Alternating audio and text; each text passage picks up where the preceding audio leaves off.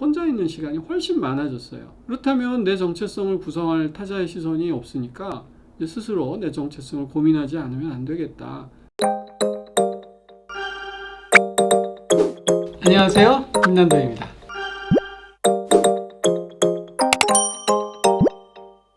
안녕하세요, 트렌드코리아TV 김난도입니다. 오늘 설명드릴 키워드는 레이블링 게임이라는 키워드입니다. 이 말은 되게 어려운데요, 사실 듣고 보면 제일 쉬운 키워드입니다. 이 방송 보시는 여러분 중에 혹시 MBTI 테스트 해보신 분 계세요? 최근에? 젊으신 분들은 많으실 것 같아요. 요새 이런 류의 테스트가 굉장히 많아졌죠. 성격을 진단하는 테스트, 또는 좋아하는 그림으로 보는 테스트, 좋아하는 슬리퍼로 성격도 찾아주더라고요. 이런 걸 이제 자기 진단 테스트, 자기 성향 진단 테스트 이렇게 부르는데, 왜 이런 자기 진단 테스트들이 이렇게 많아질까? 또 이게 소비에 미치는 영향은 뭘까? 왜 사람들이 이렇게 자기 진단 테스트에 열광하는지 그거부터 좀 살펴보도록 하겠습니다. 사실 이에 대한 답은 저희가 작년에 드린 적이 있어요. 트렌드 코리아 2020에서 첫 번째 키워드로 멀티 페르소나라는 키워드를 제안한 바 있습니다. 멀티 페르소나는 원래 가면이란 뜻이지만 인간의 인격이라고 정신분석학에서 얘기하는 단어죠. 그러니까 멀티, 여러 개라는 건 결국 현대인들이 굉장히 다양한 인격, 다양한 정체성을 갖고 살아간다 하는 내용입니다. 우리가 다양한 SNS를 동시에 쓰지요. 페이스북 하면서 카톡도 하고 인스타그램, 트위터 이렇게 많이 합니다.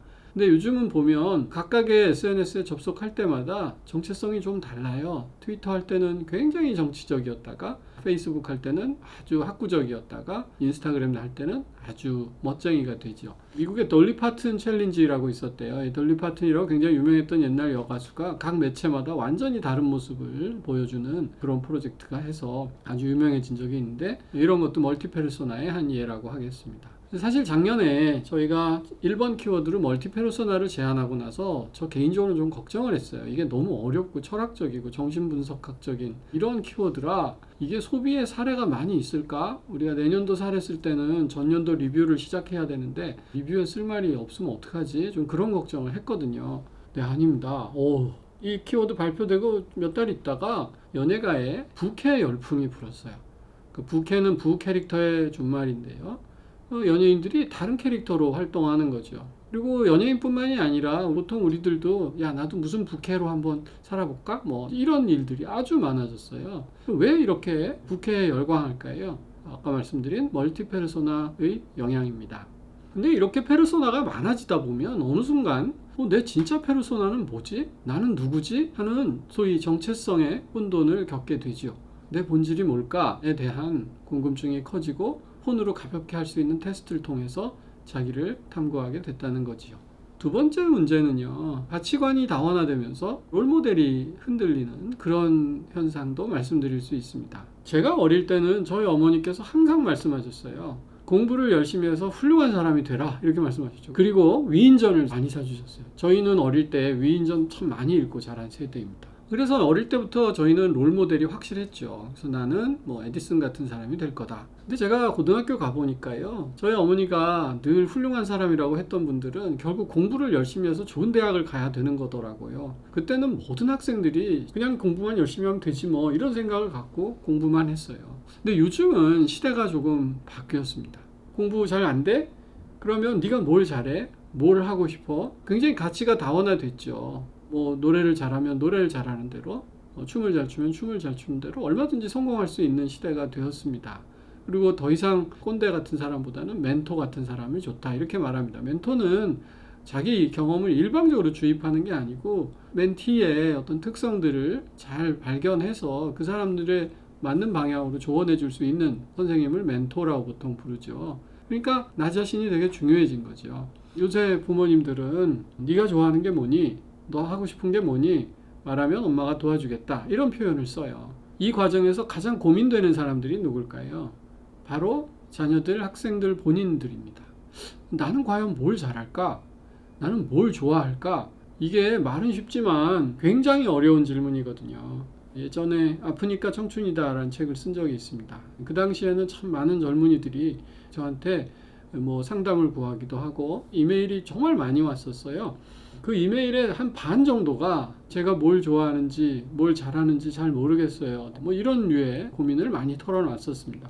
그때 제가 드렸던 답이 아주 어릴 때 내가 뭐 잘하는지 알면 그건 모차르트다. 우리가 어릴 때부터 뭘 잘한다, 뭘 좋아한다 아는 사람이 많지 않다. 자라나면서 새로운 시도를 많이 해보고 경험해 가면서 내가 좋아하는 걸 찾아가는 게 인생이다. 이제 그런 답을 계속 드렸던 기억이 납니다. 다시 말씀드려서 지금 자기가 원하는 것을 하라는 시대에 내가 진짜 원하는 게 뭔지 가장 고민스럽거든요. 그럴 때 이렇게 쉽게 할 수 있는 자기 진단 테스트는 굉장히 좋은 방편이 된다고 할 수 있겠습니다.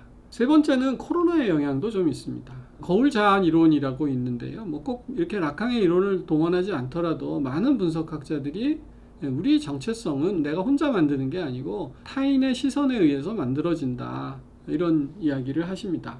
여러분도 뭐 인스타그램 같은데 사진 올릴 때 뭐 본인이 잘 나답다고 생각하는 사진을 올리세요? 아니면 남들이 이거 좋아요 많이 눌러주겠는데 이런 사진을 보통 올리시나요?